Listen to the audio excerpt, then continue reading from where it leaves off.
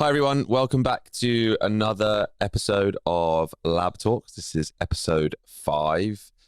My name is Ben Putley. I'm the CEO and co-founder, and it's my absolute pleasure today to be joined by our General Counsel, Mark Pearce. Mark, thank you for joining me today on this episode.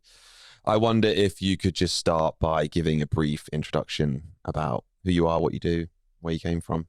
Yeah, I mean, it's kind of you to ask a lawyer to give a brief. At least it makes me feel like I'm more at home. So I guess my background is that for about the last 20 years, I have been a lawyer that has specialized in private wealth, international structuring, generally entrepreneurial clients who come up with an idea that is often outside of the norm.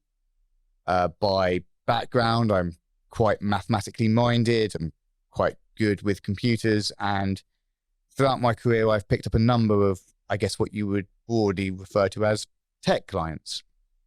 And a few years ago, my colleagues and I won a pitch to act for a client who had developed a really complex algorithm. I think it had something like 21 million self-learning elements to it, and that really introduced me to the rabbit hole of the digital world. And it's a very tough world to crack from a legal perspective, because lawyers, I was going to say, like the law. I'm not strictly sure that's true, but they like having laws. They like knowing what is right and what is wrong. Mm-hmm. I am not saying that all lawyers obviously decide to veer on the side of right, but in the digital space, there is just so much that is new, so much that is revolutionary, that a lot of it is best guess, for want of a better phrase. And I think that what that has allowed is an industry that, by and large,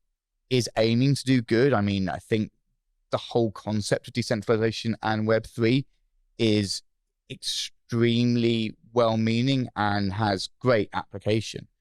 But obviously, the flip side of that is that we have seen bad actors throughout the space. Yeah. And as you know, for every bad actor, there is 100 times the publicity that everyone that's good does. And it must cause you, as a founder of a business, it must be very frustrating that everything that you are trying to do to make the world a more transparent and less fee-orientated place gets bulldozed. Yeah, I think it is annoying because bad news is better, right? It gets more column inches, talked about more. Yeah.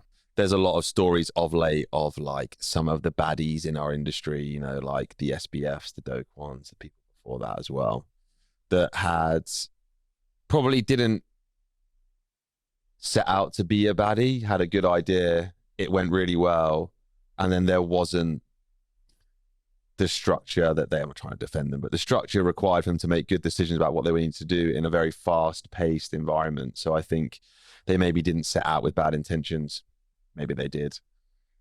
Ultimately, what they did was bad and kind of have been punished for that. So it has been annoying that with what we're trying to do is make advertising fairer, make it more transparent, and you sometimes get tarred with the brush that isn't necessarily fair. And I think that's probably also true for when the internet was invented, right? Like there's still a ton of scams on the internet, but the internet can be used to do very good and amazing things for people in general. It's just, even now they're writing regulations about how you can use people's data online on the internet. So regulations do take a long time to catch up. And I think, and what we do, particularly with your help, is act like there is regulations and behave like a regulated business, fall in line with them when they do exist, and ultimately act as a proper company that's trying to solve an actual proper business challenge rather than a meme coin for meme coin's sake. Yeah, and I think that's one of the things that attracted me to Alkimi. I think, just before I go there, just picking up on your point about good and bad players, I mean, that's not internet specific. We all need banks, yet we all, because I'm so old, remember things like the Lehman Brothers, the banking crisis. We've seen things even recently with Credit Suisse and all those things. So I think sometimes the crypto world is tarnished, but it happens just as much in maybe we call it the old world now, or the traditional world, TradFi as it, is. And I think that's, for anyone who wants to join this space, my number one tip is learn your acronyms. Yeah. I mean, literally for about the first month I was here, I had Google open and translating acronyms because I didn't have a clue what people were talking about. So, there is a new linguistic. But I do feel like one of the reasons that I was attracted to Alkimi is that it was here to solve a problem. As somebody who, probably partly because of my autism, I am naturally a problem solver. I like doing crosswords. I play chess. I'm not saying I do either of those particularly well, but my life is about solving problems. And I think what attracted me to Alkimi was that, unlike a lot of my clients in the Web3 space, it was actively trying to solve a problem and almost had a token as a byproduct of that. It wasn't, we want to make a lot of money off a token. What can we put behind that to try and drive a token price? It was actually, we are going to solve a problem, and that involves the blockchain and validation, and we're going to have a token. And yes, of course, we are going to try and optimize that, but it is not what defines us as a business. Our success as a business or our day-to-day joy factor is not necessarily defined on how well our token is doing over that short-term period. Totally. I think what we enjoy doing is, like, as you say, solving problems for clients that we work with. We've had some guests on the podcast previously, and this is why I think about Sherik from Kinesso. We speak to Sherik a lot still about the first campaign that we ran with AWS, when they couldn't believe how much money they could save on media by using a transparent and like fairly priced, there's still margin involved, it has to pay the protocol, but that's because in a kind of perfect decentralized network, everyone is providing value. It's not a extricative model, it is a generative model, which I think you could argue that traditional models are like that, but where there is no immutable or independently verifiable way of checking what happened in an ad auction is exactly what happened in an ad auction, that presents the opportunity for higher margins and fees to creep in. So I think by using a decentralized transparent ledger, you can guarantee to a Kinesso and AWS that what they're getting is what happened, and it's not us that's saying that's what happened, it's our network of independent validators. I mean, you and I are both football fans. I mean, you're an Arsenal fan, so yes, you're probably a football fan. As a Crystal Palace man, it's arguable what I see every week is football, but sometimes impressive. the opposition provides Yeah. decent levels of football. And, I've seen that, through my career. I've acted for footballers and agents and other people involved in the industry. And, go back to when I started watching football, and you had a transfer fee and you had a salary. And now you've got agents' fees, image rights. There are so many aspects that impact the financial modeling. You see, the investigations into Chelsea and City, how complex they are because of the sheer opaqueness of that sort of financial modeling. So I don't think it's as much of what the margins are, although obviously, for the media world, the savings of using a blockchain exchange are phenomenal. But it's more, as you say, that at any moment in time, they can see exactly where their $100 has gone, how it's broken down, and what it's got for them. And, since I've been here over the last 6 months, we have seen those people who've sort of dipped their toe in. Yeah. I'm not aware of anybody who's dipped their toe in and run away screaming. Most of them have gone, well, we might still want some armbands, but we're going to, jump in a bit more now. But the water's quite nice. Yeah, absolutely. And, I think that is a validation of the business model. Yeah, I think, it's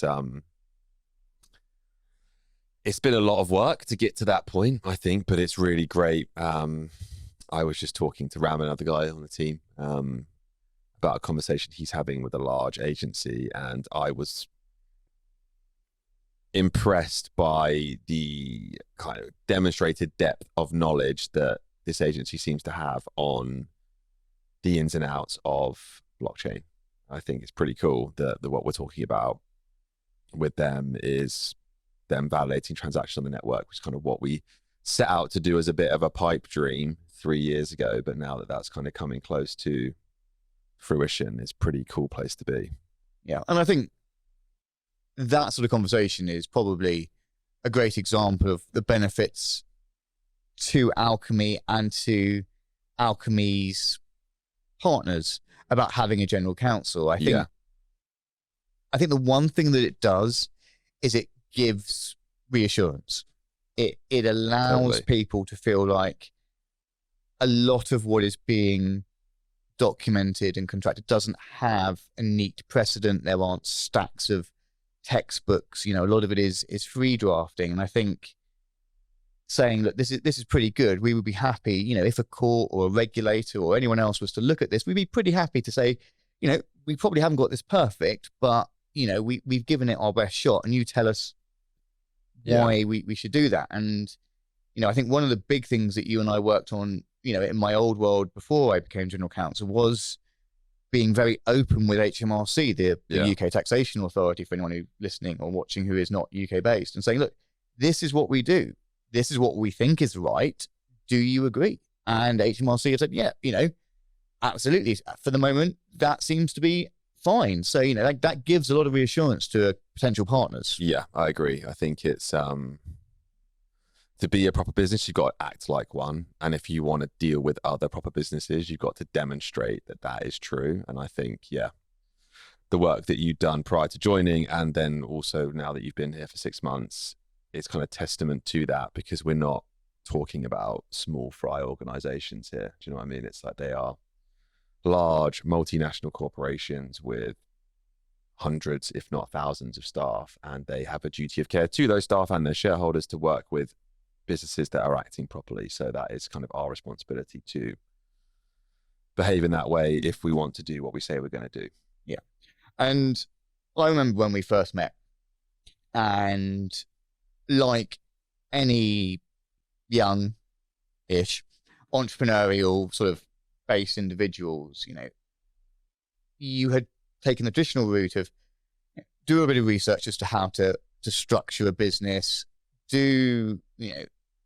make the right introductions. And, you and Chorley came to me and said, you have done this, done that, been advised this, been advised that. And I think one of the reasons that you were introduced to Ravi Francis, who was one of my colleagues, and me, was, all crypto is borderless in that, there are so many legal cases going on, and I really won't bore the audience with the details. It's trying to define where an asset is situate. If you own a house, it is blindingly obvious. It is where the house is. But when you're talking with a digital asset, where is that? Yeah. And as a result of that, a lot of business models involve exclusively or predominantly elements that are outside the UK, because the UK system is very unclear at the moment. And I think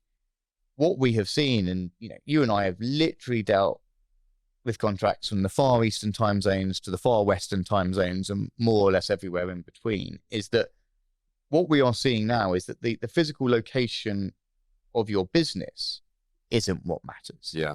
It is more making sure that your business model reflects what is going on the ground. For any Web3 business, you are likely to have multiple elements. You're going to have your intellectual property. Where are your brains? And then you're going to have, well, where are your assets? If you are going to mint a token, where should you do that? Who should be managing those wallets? When you buy and sell the token, you're going to make money if you put the token on an exchange, and so on and so forth. And I think my advice to anyone looking into this area is to truly understand that just creating a company and sticking it all under one roof is never likely to be the right answer. And it's really difficult because lawyers are expensive. We are not a cheap commodity. And it is very difficult when you're just starting out a business to think, I'm going to go and talk to the lawyers, knowing that you're going to rack up huge bills before you know whether your model is going to be successful. Yeah, I don't think I knew quite how much, which kind of made it, I was a bit more willing, I suppose. And I think, and again, to the earlier point, right, it's that was what, nearly 4 years ago now. That is dog years in crypto. Like, if you think, even if you think about the ways in which you can on and off ramp crypto now versus how you used to be able to do it 4 years ago, it's like night and day. Do you know what I mean? Like, Solana didn't exist. Maybe that's not quite right. 4 years ago. You think of all the services now, like they have a phone now. Do you know what I mean? That is, that amount of progression in such a short period of time is wild. I can't remember where I was going with this, sorry, but I think you're right though. What you're saying is that the speed of progression and the speed of change is such that what was right today is possibly not right tomorrow. Yeah. You, as a business, you can't be a Luddite. totally, yeah. You know, you have to be able to evolve, and we have done that at Alkimi and continue to do that. You know, we meet all the time to discuss, well, which part of the Alkimi group should be looking at this. You know, where should we be dealing with this problem or that problem? You know, you and I were talking 3 hours ago about Middle East, or a few hours ago about Middle Eastern contracts. You know, we've just literally in the last couple of hours announced our listing in Hong Kong. You know, I've been dealing with contracts today in other parts of the world. So it's a constantly evolving state. And I think for those businesses like Alkimi that have kind of got over the first hurdle, you know, you've got a viable model, it succeeds, it works. You know, you face the choice of either continually spending hundreds of thousands, if not millions of pounds on, you know, legal fees, or trying to bring in people who understand the sector to a degree. Now, to be absolutely clear, I do not understand the digital sector anywhere near to the extent that you and Chandru and Chorley and others do, because, you know, you've lived and breathed it now for years, you know, and I'm constantly learning from you, even to the extent of, you know, it was only last week you taught me about how to set up subfolders within Telegram. Oh yeah, game changer. It is absolutely a game changer. And I think one of the wonderful things about working together is quite literally the working together. It is sitting, you know, you and I share, you know, effectively a large desk where we're constantly talking. And jokes and laugh. And joke. Well, normally at my football team's performance, you know, or the fact that, you know, you've just lifted 3 times what I can at the gym, or, you know, something else. But, you know, I don't mind that. I think, though, it's very hard from the outside looking in, as you say. You know, if you are a lawyer, you may have 20, 50, 100 clients. And if they're not all or predominantly in the Web3 space, you just cannot keep up with that development. And that was the choice that I faced. It was, you know, Alkimi is going to need more than somebody who is knowledgeable in the area, you know, and has a very good familiarity with Web3, but is doing all the other things that lawyers do. You know, that was the decision. You know, we need to, you know, evolve that part of the team. And I think, you know, certainly when I joined, everyone was like, oh, it's a shiny new thing. It's a lawyer. Some of them had never met lawyers before. And, you know, I think some advice given to me before I became the general counsel was, you know, be prepared for anything. Yeah. And I think that that's really true. You know, the legal issues we faced over the last 6 months have covered so many different areas. Yeah, certainly. I think it's, as you say, there's always, this is why I love blockchain, is that it's always being something new. It's been like, even today, right? It's the, what's it called? Dencun upgrade to EVM, which is making this upgrade, which is going to make layer 1 transactions much cheaper, which is really cool. That is done by a group of engineers that work together on a proposal and then update a distributed computer, which that is nuts, really. When you think about that kind of cooperation and collaboration to deliver something like that on a plane that is effectively flying, they're just like, okay, just swap the wings quickly and put these 2 new wings on, and it stays in the air. It's pretty crazy.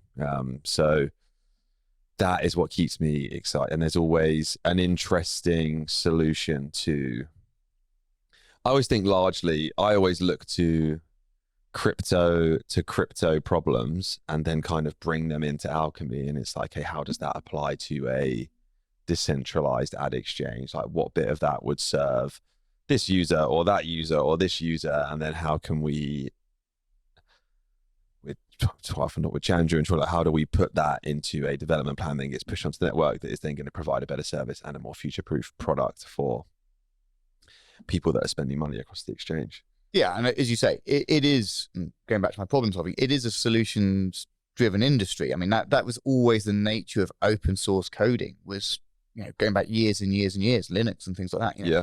People who literally come together and say, there is a problem. We don't want to charge people for it. We just want to find a solution so that it's better for everyone. Yeah. And I do, generally in my dealings with the crypto world, that is generally people's ethos. Obviously, there is a capitalist element to it as well. It's not entirely sort of the purest, communism of, no financial transactions. But I know that people have been concerned that the rise in the value of ETH is going to have a major problem, because obviously a lot of gas fees are, ETH based. Yeah.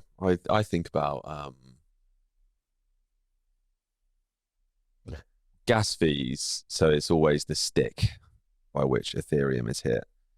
But if you think about it as a form of remittance to complete a payment versus traditional ways of doing that, like I think where you have still quite a nascent community of early adopters compared to like the overall population of the globe that are using Ethereum, it is expensive for you and I to trade or reconcile transactions on Ethereum with gas fees.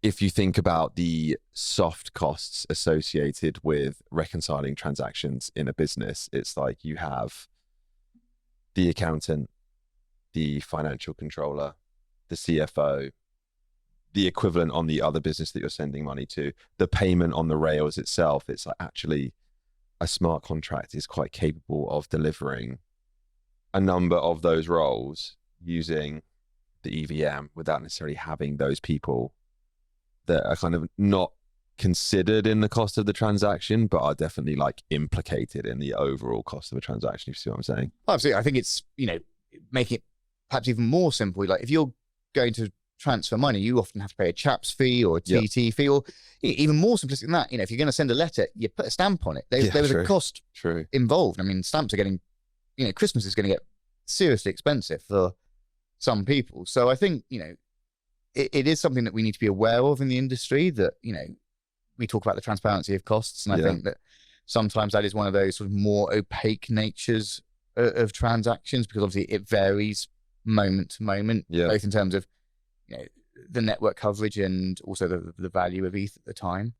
So, I think that, and I know you and I can't spoil too much about the future plans for Alkimi, but I think what you've just said segues into what you and I and the team all see as like the next evolution of Alkimi, which is solving other problems. We have started now to really gain some traction and some experience in using blockchain to solve.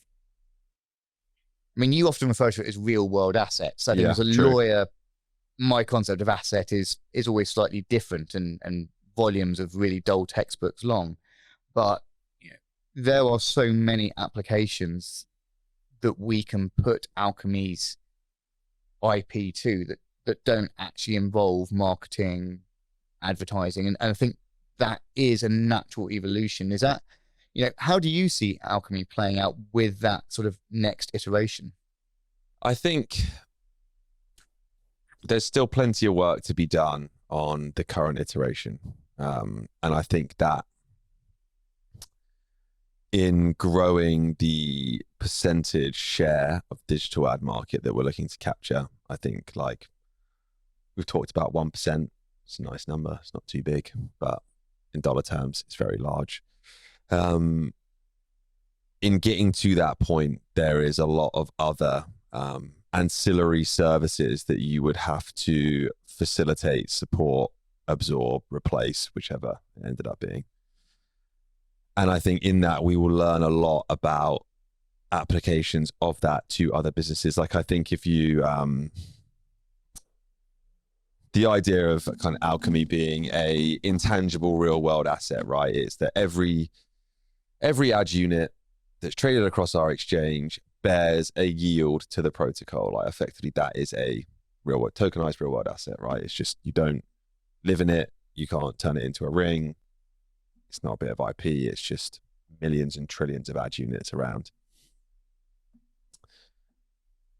That will effectively create a large liquidity pool. And there's a lot of things you can do around when payments are made to parties that are involved in the auction, and then the yield that is created off the back of that. And that isn't a pure play advertising product. It's like a bit more of a financial product, which then kind of branches the blob out a bit more into more traditional financial markets and or DeFi markets on the other side, and then bridges those two together. So it's like really building liquidity, not just in the token, but just in terms of the revenue and the dollars across the exchange. And I think, knowing us, that will present a ton of opportunities for ancillary services first, but then who knows what else in the future.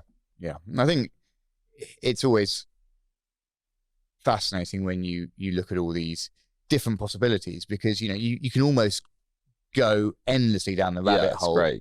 I think that is one of those things, as I say, for anyone who is thinking of getting into the space, either as a lawyer who wants to become a general counsel, or somebody, a young entrepreneur or an old entrepreneur. We're not ageist at all, but an entrepreneur looking to launch in this area, it is a rabbit hole. It becomes all encompassing. I think I heard that the average stock investor checks the value of their stocks maybe once a week. I think the average crypto investor checks the value of their crypto once an hour. And I certainly know people who do it more regularly than that. And, Guilty, Your Honor. Yeah. And I think that we do see, a real drive to learn, because, as you say, it evolves so quickly, just trying to keep up with what's happening now.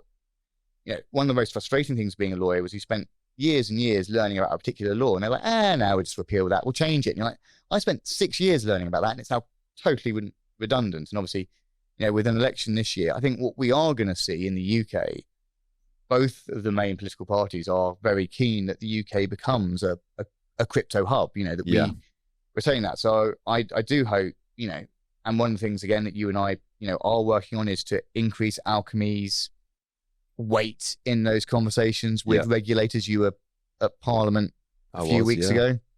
And obviously, we're looking to try and become more involved in that, because we want to drive a fair regulatory system. We don't want it to be the Wild West, because otherwise, what is the point of having a GC? And I think it's like the UK and London, because of fortuitously sits with GMT, puts us in a great geographical location to do business with both the East and the West. And that's why historically London has been a center for financial services. And I think that blockchain deals with digital assets. It's a way to make transactions, and it just makes sense for this part of the world to become a hub for that again. It's just a case of getting legislators to take it seriously and create regulations to make it attractive for businesses to open here and do business in London and take advantage of it being 00, UTC, GMT, whatever you want to call it. Yeah, I mean, it is, although sometimes it's an early start or a late finish, depending on but it's never too bad. You know what I mean? It's never like 3 a.m. or I think the earliest I had as a lawyer, I think I was dealing with New Zealand on one side and the US on the other. And I think the only time we could do the call was like 4 a.m. GMT. That's crazy. Which was a bit painful. But, I think people ask me, how is it different? And in my life, it is, as I've already expressed, different in so many ways. I never know what my day is going to entail, quite literally. But, speaking about the softer side of things, I get to sit here in a meeting in a pair of slacks and a hoodie, My daughter and I do monthly shopping dates, and when I started, I was like, right, we are doing another shopping date, but we're shopping for me this time. So, you can carry the bags. And, had to sort of redo the wardrobe, because, for my entire career, pretty much, it's been sort of suits, shirts, ties, and now it's, hoodies, slacks, t-shirts. And I think, that just makes things more relaxed. Like the chat in the office, having people back in the office. And I think Alkimi's approach to hybrid of, if you come in, we have a phenomenal, drinks fridge with, half of it being sort of for after hours and half of it being sort of protein shakes and I think, what was it, cucumber, mint and lime flavored sparkling water, which is so very, I mean, it's so Shoreditch, but you know, I think that, you know, that is a real joy to come back in. Not to say that law firms don't have that sort of camaraderie and everything else, but you know, the first day I joined, I sent a few emails and the first reaction to that was, how long does that take me? Because I need to record it. I was like, no, I don't. I just have to do my job. I don't have to think how many 6-minute units did it take to do this or that or the other. And I think, you know, that's for me where the real joy of being a GC is. It's doing my job and not having to think about other elements that aren't my job. Yeah. Okay. You know, I don't have targets. My target is to do the work that arrives, to do it fairly competently and to try not to upset too many people. You know, it's a hard task, but you know, it's got to be done. I think for some law firms now, the focus on hours, on billable targets, on, you know, new work streams, like, you can understand why that is, but it almost takes away the joy of solving the problems because you're like, right, I don't need to know how long do I budget for that and everything else. And I think, you know, one of the joys of this sort of role, it is not to have to worry about those sorts of things. And, you know, as I say, you know, it is a really collegiate team spirit. You know, we've moved office. We've pretty much got over the teething problems now. We've got Wi-Fi. We have Wi-Fi. We do. I mean, for tech business, that's relatively, you know, fundamental. Yeah, my hotspot was very hot for the last 2 months. Yeah, I do. You know, obviously you and I both love the gym life. I love the fact that the protein shakes arrived months before the Wi-Fi was, you know, eventually resolved. Yeah. You know, and I think some of the challenges, people say, you know, well, you talk about the positives, you know, what are the negatives? And I think for me, sometimes there is no right answer. There's a good answer, you know, there might be a very good answer, but for me, I think sometimes you enter into quite protracted conversation because as lawyers and dealing with lawyers on the other side, they're like, well, what is the right answer? Like, there isn't one, you know. You know, I know that the community, you know, both through the forums, through Telegram, through Twitter, have raised, you know, a lot of queries. Yeah. Should we jump to those? So yeah, we have AMAQs. I always get in trouble with Millie for looking at the whiteboard, and I'm doing it now. And I can't decide if it's AMAQs or AMAQs, but I think it's AMAQs. So you were kind of touching upon it briefly there. But if you were a lawyer wanting to get into Web3, what are your let's give it 3, quite fitting, 3 top bits of advice? So without doubt, number one, know your sector. Yep. You know, I think that's good advice to anyone. Undertook a course. I went on one of these Oxford blockchain courses, which not only helped reinforce and upskill me in the area, but also to introduce me to other people, you know. So you form a network. So I think, you know, that is without doubt the number one area. I think there aren't many lawyers in the area because of the hybrid skills that it requires. So, you know, you do have to understand tech, and that is predominantly going to appeal to a younger generation that have grown up with at least some of that tech. But because of the lack of legislation and the lack of sort of formal precedents, you need to be experienced enough or confident enough to be able to rely on your own ability. So I think, you know, my second piece of advice would be to gain confidence in free drafting, thinking outside the box, not just looking for a stock answer to a problem.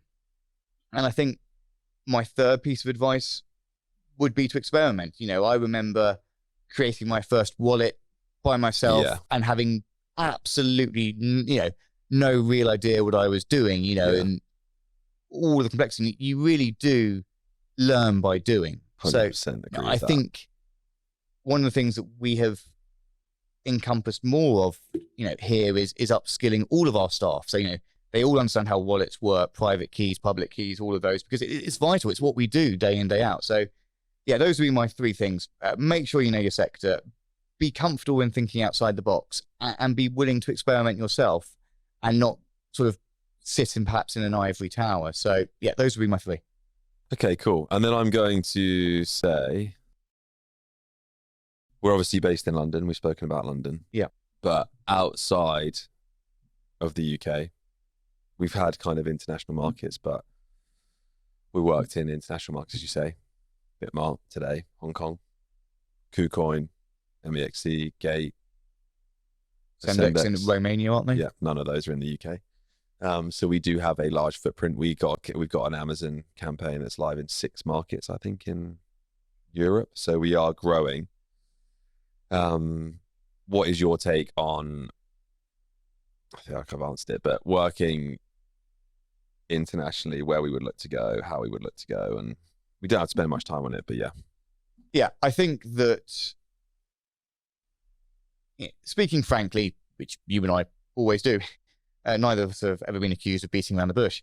There's a lot of drive from the community to talk about the US. So I think we should touch upon it, but I don't want to dwell on it.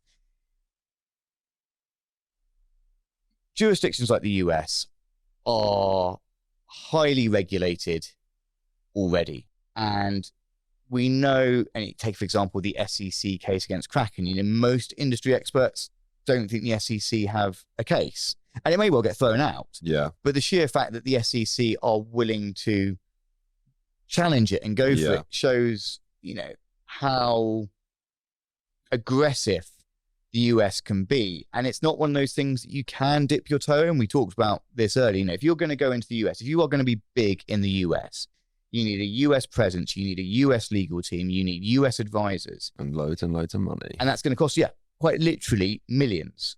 So, the US market is obviously going to be a factor, and we can interact with the US markets in other ways, but I wouldn't say that people should be focused on that as the driver. Yeah, I agree. I think in my, so whilst I worked at ShareThrough, I spent a lot of time selling software to publishers, people like CNN, or now Warner Brothers Discovery, and Forbes, and the Daily Mail, the Sun and the Times. They are UK brands, but everyone speaks English in the UK. They also speak that in America. And I think that a lot of my strategy was, if you can land a deal and do a good job in the UK, just linguistically makes sense to try and do that again in the US, having built a case for it. So I think our immediate concern is establishing a good foothold in the UK. A lot of campaigns are planned out of London. So there's a lot of global teams that sit in London that plan campaigns across Europe and the Middle East and APAC, MENA. And in building kind of market share, growing market share and size and momentum, you kind of do get to kind of exit velocity to make it over the pond, as it were, and land in the US and make a fist of it. Because even musicians, they always wanted to go and break America, and some of them did it really well, some of them did it really badly, and all of them spend a shitload of money doing it. So we don't want to do it too soon. And in some cases, America literally broke them, either physically or financially. Like Robbie Williams. Yeah, absolutely. It is one of those things. And again, one of those love-hate things. Since joining Alkimi, I've become much more prevalent on social media. The lawyer. And, in some ways that's wonderful, because, people support you and you get a lot of, warm, fuzzy feelings, but you are also challenged. And in some ways you are challenged by people who have an opinion, which is fine, but feel that their opinion, for whatever reason, is, almost messianic in terms of its application. I think that I found really difficult.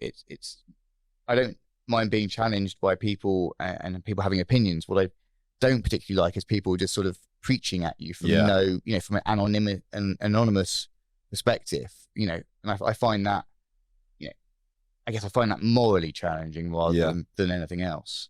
So that's been a definite, joining Twitter since joining Alkimi has definitely been a roller coaster. And I know that, our head of marketing has occasionally had her head in her hands as she reads something that I may or may not have written. I think I've heavily curated the people that I follow on Twitter, and there's some really brilliant, smart people that make me feel like, and I probably am, still very stupid as far as blockchain's concerned. There's people that have been in crypto since 2008. I haven't, do you know what I mean? I was 10 years after that point. So why wouldn't you want to learn from people like that? Yeah, absolutely. And I think, that it is like everything. It is as useful a resource as you make it. True. But you do need thick skin, which luckily lawyers have, almost genetically. Okay. I think to wrap things up, what are you most excited about? So you're through your first 6 months, sailed through. The next 6 months, what are you most excited about? And that can be maybe one from an alchemy sense, and then one from like a kind of macro sense as well would be interesting. I think taking the macro sense first, everyone thinks that we are now at the start of the next bull run. I hope so. And that is exhilarating. Obviously I've never worked in crypto during a bull run, and I've worked in traditional finance during them, but they don't have the same sort of sense of excitement. It is literally minute by minute. And I think over the next 6 months, we will see whether the Bitcoin ETF, the surge in value, the halving, whether ETH will get an ETF, all of these, huge decisions and the impact they have on our sector. I mean, that is absolutely thrilling. I mean, it probably means that a whole load of meme coins will make them lose people a whole load of money when they... Totally, yeah. I saw one yesterday, which was Taylor Whiffjet, and that's my favorite one I've seen so far. Yeah, I think it's not financial advice. No, absolutely. And I think it's one of those areas that you either find it fun and amusing, or you find it, faintly derogatory, depending on how purist you can be about these things. Yeah. And I think from Alkimi's perspective, absolutely the key thing now is to build on the success of the last 3 years. You and I say every day that it feels like we've just about now got there. We're just about now in a situation where we can deliver bespoke solutions to people. And, once that becomes almost our mindset, like we know that we can, we've done it, we've proved it, we have launched on more exchanges, made new brand partners, they say the sky's the limit. I'm not quite sure what the digital equivalent of the sky is, but there are just so many applications. And I know, we were talking today about, evolving what we had into for GPS style work for a potential client. And, that is absolutely brilliant from an Alkimi perspective, because it just shows, just because we have completed our white paper, and one of the few companies that I've worked with that has managed that, what's our next white paper? What is the next evolution of what we do? Because we've done what we said. So what are we going to say next? I think on that bombshell, let's call it a day. Mark, that was brilliant. I thoroughly enjoyed that. As always, you're welcome back in here anytime, given that you work just over there. Thank you, everyone. Thank you, Ben. Cheers. Thank you.